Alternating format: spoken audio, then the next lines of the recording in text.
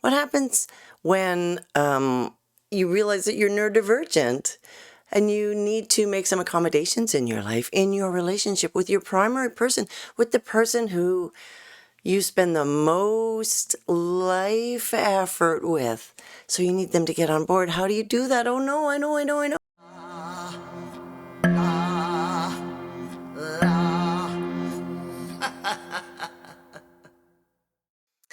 Hello, my friends. Hi, my name is Arlene Bishop. I'm a performing singer-songwriter. I'm also a late diagnosed autistic person with ADHD, and I've been compiling my life. That doesn't seem quite right, but I've been taking a look at my life and what it means to be autistic, what all those things in my past meant. I'm a divorcee.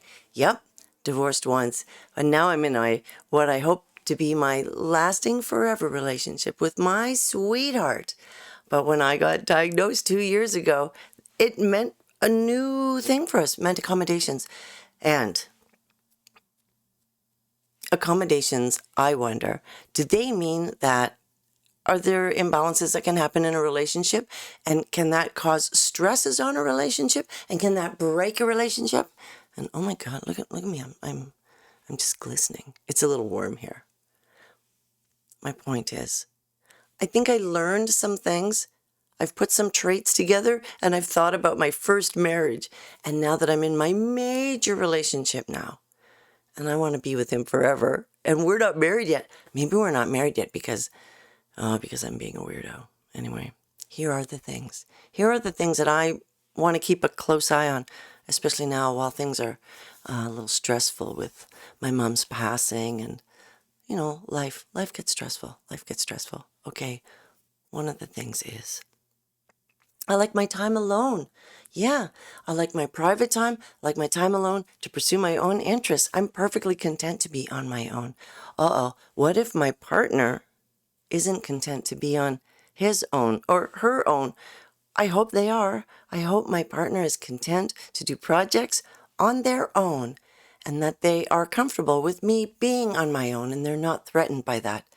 I hope so. I hope it's not a partner who needs me to do everything with them because I can't. That's one thing. Here's another thing. Sometimes people, especially ADHD people, which I am, but I'm mostly an autistic person with a sprinkling of ADHD. Oh, no. Anyway, we'll get into that another time. But let's talk about how autistic people and ADHD people often do end up together.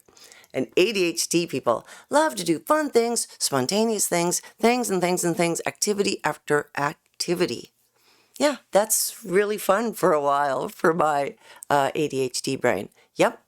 And my autistic brain says, go ahead and take me, but I can't do that forever. I can't sustain it. I need to take breaks. So, oh boy, I hope my partner can either slow down on the rapidity of changing activities, or I hope that he understands that I'm not going to be there all the time for every activity and that I need time to reset. It's really important. I need time to reset or I will, shut down. I will melt down. I can't take it forever. Yeah, which is the other thing. I don't want to have to defend my brain. I'm 60 now. And after all these decades, after all this work, after all the therapy and all the reading and all the research, and finally discovering what is going on with me, that I'm a perfectly normal neurodivergent person, I don't want to defend it. I want to be able to present information and just accept that information, please. I hope that my partner is open to new information and willing to change and is flexible.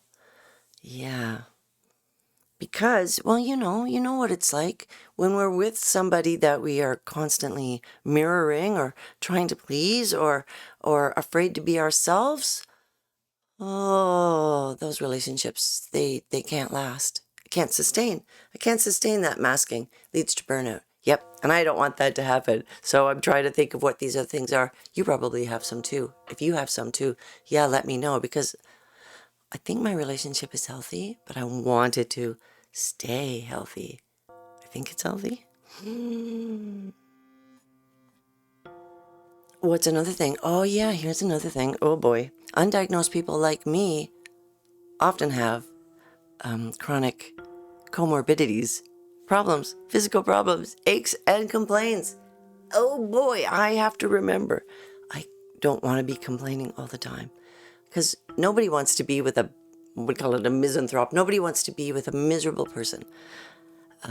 But I tell you, having chronic stuff that screws up your day, and the next day, and the next day, and the next day, and it's unpredictable, is really upsetting. So that's going to happen in a relationship.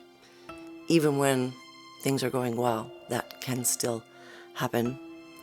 And you gotta hope, I gotta hope that my partner is compassionate and loving and understanding and patient. Yeah. Sorry, honey. Sorry, honey. What else?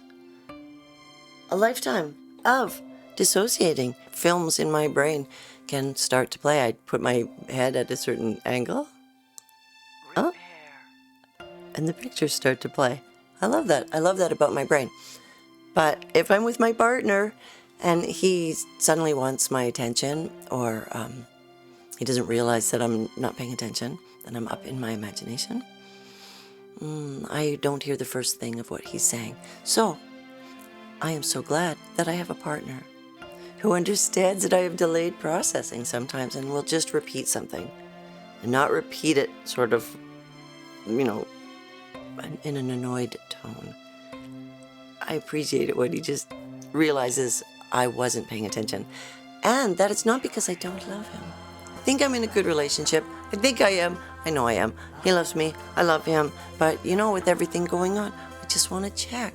So those are a bunch of things. Do you suppose there are more? What other things should I look for? Oh yeah, try not to be too weird. Try not to be too black and white. Try not to be, but are all those things masking? If I try not to do those things, is that masking? No, that's not masking.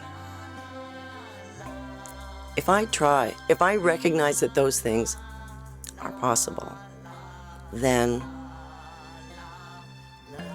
and I respond honestly, that's not masking. If I ask for accommodations in my relationship, and I provide accommodations to my partner, because he may not be neurodivergent, although I think he is, but he may not be neurodivergent, and neurotypical people, they need accommodations too, of course. So I guess maybe it just needs to be reciprocal, maybe not completely reciprocal. Reciprocal, I hate that word. Fair, yeah, fair, autistic, fair, yeah. Anyway, what do you think? Tell me. I hope you're doing okay. You take care of yourself. I'm taking care of myself. And I will see you soon.